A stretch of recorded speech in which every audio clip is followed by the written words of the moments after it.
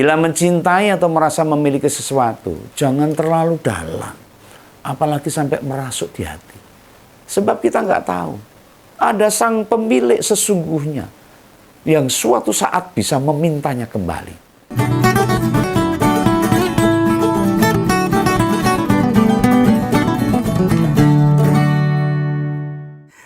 Bulan November ini pada Senin pertama, sekali-sekali Om Begawan tidak ingin membawakan materi soal situasi politik nasional. Ini Om Begawan hanya pengen cerita, ya refleksi diri lah. Sebuah pembelajaran dari sahabat saya Mbah Mo, orang yang dihormati di lingkungan Om Begawan. Ya mungkin pembelajaran ini bisa jadi cermin kita semua. Kita yang sering kritik kekuasaan, sering lupa juga. Kita sendiri ternyata melakukan hal yang sama. Ya meski lingkupnya berbeda. Jadi gini, saya mau cerita ini. Setelah Pilpres Februari lalu, Mbah Mo itu dikirimi mobil oleh anaknya yang bekerja di luar negeri. Karena ya anaknya ya sukses semua ini. Mobilnya ini buat ukuran kita ya termasuk mewah lah. Tapi buat para pejabat atau konglomerat ya biasa saja. Ya karena di rumahnya Mbah Mo sudah ada 2 mobil. Dan yang pakai cuma dia sama istrinya. Lalu dia bilang ke saya itu, Wan Begawan, ini mobil kiriman anak saya ini, pakai aja lah. Karena di rumah sudah ada 2 mobil, nggak pernah dipakai. Ini Mbah Mo ini dengarin ini. Nah, padahal saya juga sudah punya mobil di rumah itu 2 lah. Ya meskipun bisa lah untuk 3 mobil. Ya meski hati saya itu seneng. Aku menolak sebenarnya karena mobil yang baru dikirim ini yang mau dipinjamkan ke saya atau disuruh pakai saya itu dibanding 2 mobil di rumah saya. Jelas yang mau dititipkan ke aku itu lebih mewah. Ya selain harganya mahal karena kiriman dari anaknya yang dari luar negeri. Tahun produknya juga baru pertengahan tahun ini. Ini Mbah Mo ini bersikeras nih. Pokoknya aku mbok nggo. Pokoknya aku mbok pakai. So pakai aja untuk kegiatanmu tuh. Biar rodok keren sithik itu loh. Nah, yo bagaimana ya? Sebenarnya sejak awal agak bingung saya ini. Ini ada apa ini ya? Ini Mbah Mo ini ada apa? Kok mobil pemberian anaknya disuruh pakai saya itu? Padahal halaman rumahnya, di rumahnya Mbah Mo itu seoblah-oblah. Dimasuki 5 mobil lagi masih bisa itu. Ya, enggak tahu ini ada apa. Ya karena Om Begawan itu menghormati beliau karena sahabat saya. Akhirnya mobil itu tak pakai itu. Ya tentu tak jaga dan tak rawat dengan baik. Nah, kita diserahi kepercayaan sama Mbah Mo, ya mesti saya jaga dengan baik. Nah, waktu terus berlalu beberapa bulan dan mobil itu makin lama nancep di hati. Saya suka itu mobil itu karena ya keren lah, agak irit sithik itu. Ya kebenaran meski bisa nyetir ini dan Om Begawan harus pakai mobil itu. Halaman rumah saya juga agak longgar itu. Gak masalah ada mobil lagi.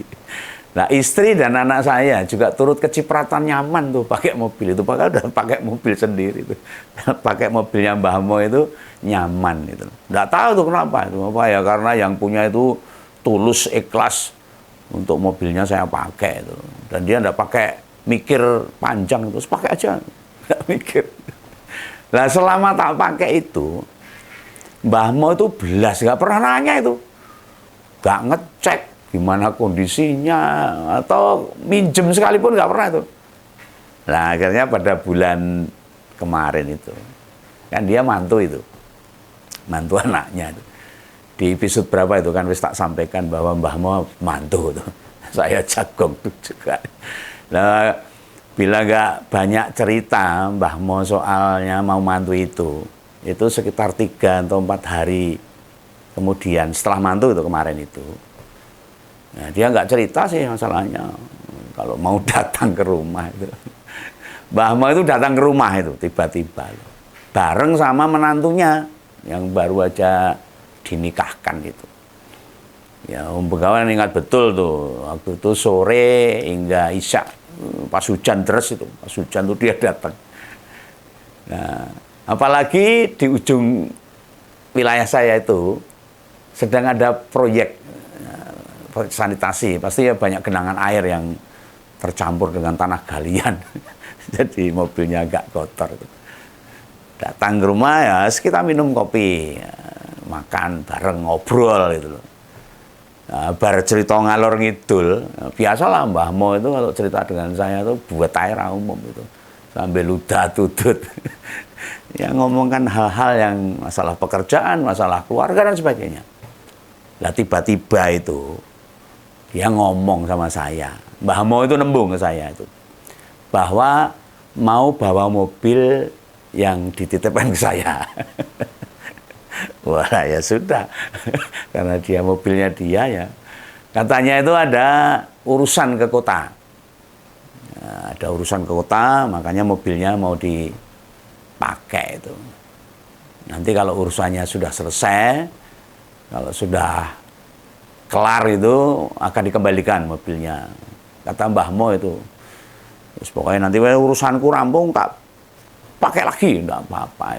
Nah, dalam hati saya itu, ini kok tumben ini Mbah Mo ini datang ke sini mau bawa mobilnya, mau pinjam mobilnya.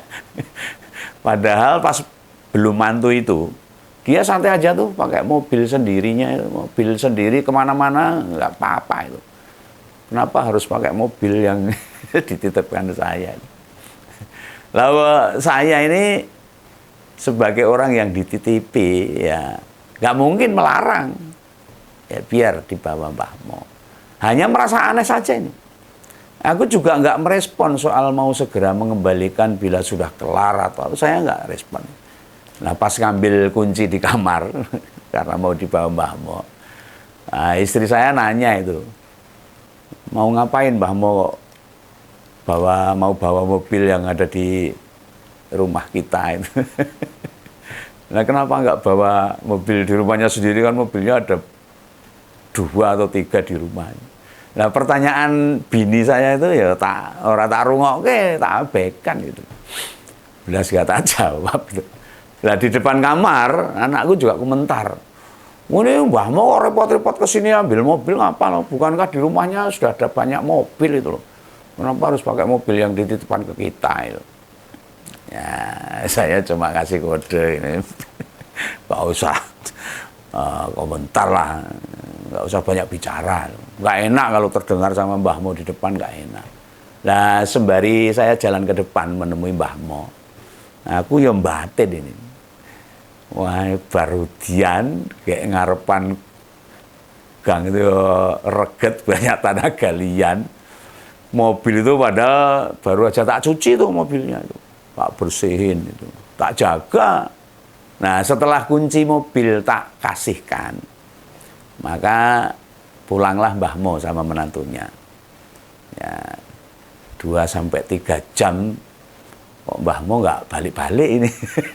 Katanya cuma sebentar, mau pakai mobil sebentar ngurus sesuatu tuh. Nah saya ya mundar-mandir di teras. Masuk rumah ke teras lagi sambil nunggu mobilnya kok nggak balik-balik nih. Sambil baca komentar di Ngompol. Di tayangan Ngompol itu. Lah meski mata ini membaca komentar di YouTube Ngompol, tapi pikiranku itu ke mobil. Ya mobilnya Mbah Mo sendiri sebenarnya yang dipakai oleh Mbah Mo. Yang dititipkan ke saya maksudnya. Akhirnya aku nungguin sampai ketiduran di teras. Wah, habis udut tidur itu. Nah jam 3 dini hari saya terbangun. Bangun itu pagi hari itu. Dingin, berada di luar. Nah, tak lihat di halaman loh, kok mobilnya belum ada di rumah itu. Belum dikembalikan sama Mbah Mo. Lalu aku masuk kamar. Dan belas nggak bisa tidur itu. Orang jenak lah pokoknya. Lah pagi hari pas mau sarapan, anak sama istri saya itu nanya itu, kenapa mobilnya kok belum dibalik itu, belum dikembalikan ke Mbah Mo itu. Ya, saya menunggu air.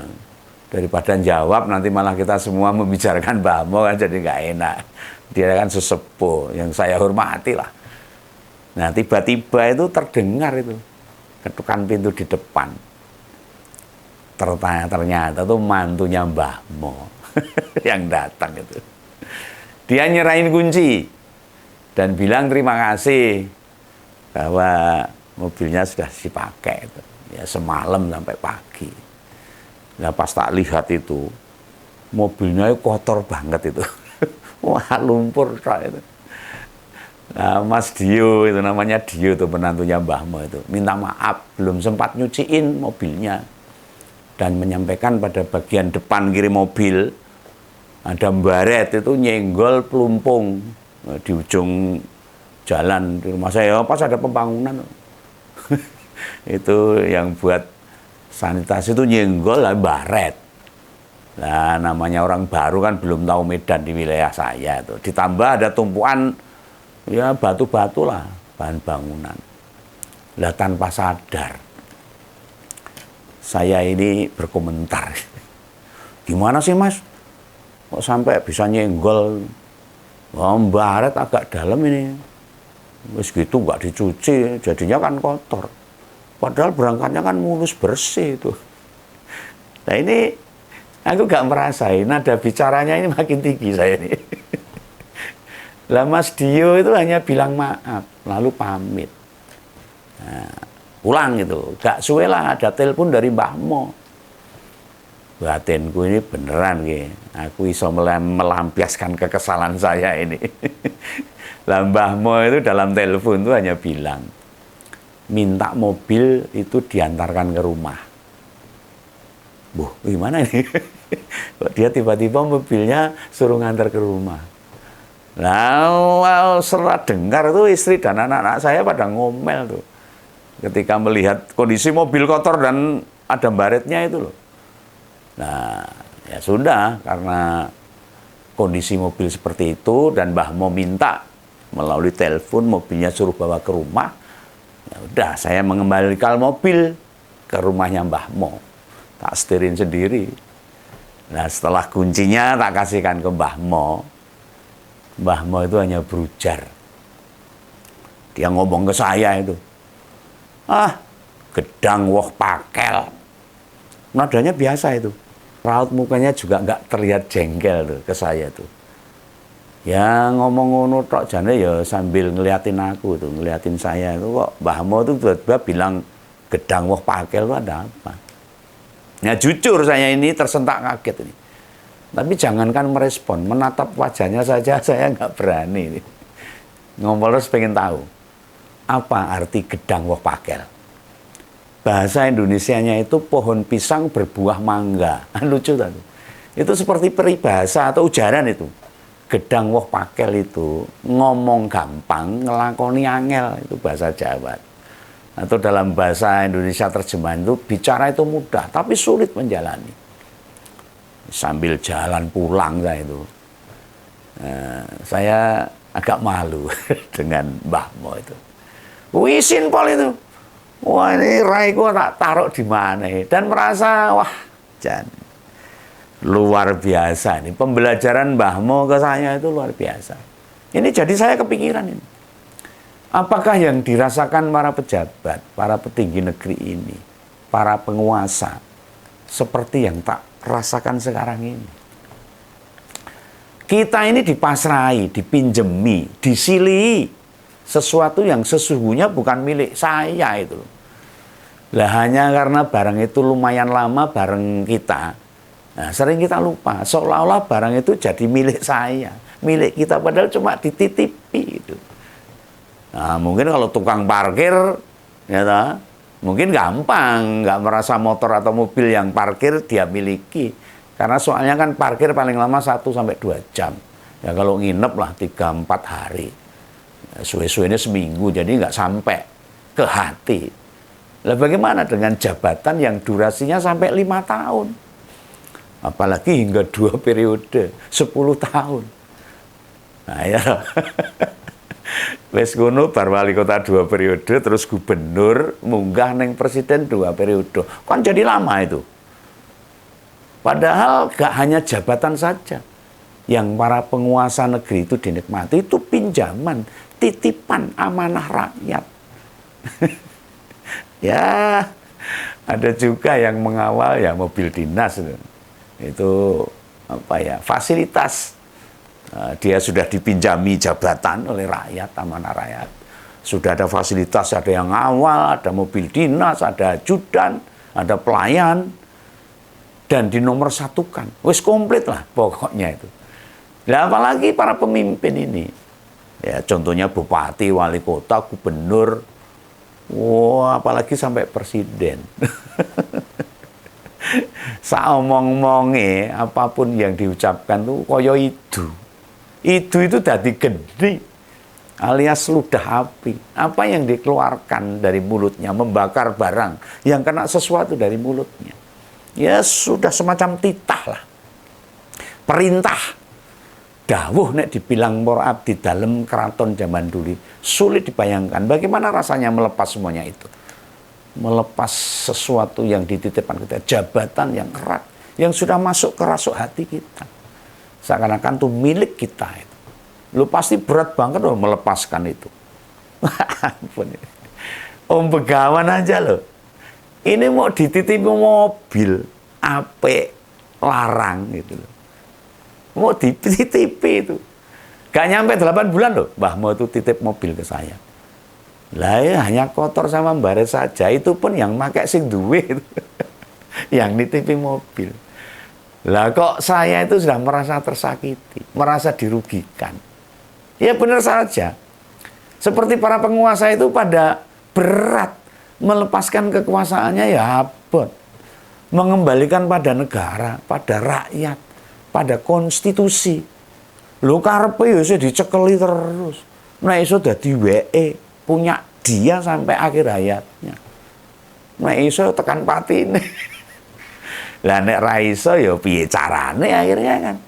Gimana caranya agar ada anak, istri, suami atau orang dekatnya yang menggantikannya. Sehingga apa yang dia titipkan ke kita itu terus menjadi milik kita dan kita pakai terus. Agar tidak merasa kehilangan. Wah, jian ini. Mbah Mo. Jenengan memang layak dihormati di kampung ini, di wilayah saya atau di lingkungan saya. Kelasnya Mbah Mo itu benar-benar tingkat dewa. Mendidik lingkungan dengan sangat luar biasa. Nah, dari apa yang Om Begawan alami, semoga kita semua ini, terutama buat ngompoles-ngompoles Jati ini. Ayo, refleksi masing-masing. Bila mencintai atau merasa memiliki sesuatu, jangan terlalu dalam. Apalagi sampai merasuk di hati. Sebab kita nggak tahu. Ada sang pemilik sesungguhnya yang suatu saat bisa memintanya kembali. Sekali lagi, saya ucapkan terima kasih pada Mbah Mo ini. Yang tak bosan-bosan memberi pembelajaran kepada hidup saya. Ini yang terus saya ugemi dari apa yang telah diberikan pembelajaran dari Mbah Mo. Itu dulu ya. Semoga menjadi pembelajaran bagi kita semua. Oke, selamat beraktivitas di hari Senin itu. Salam Begawan, salam kumpul. Dadah.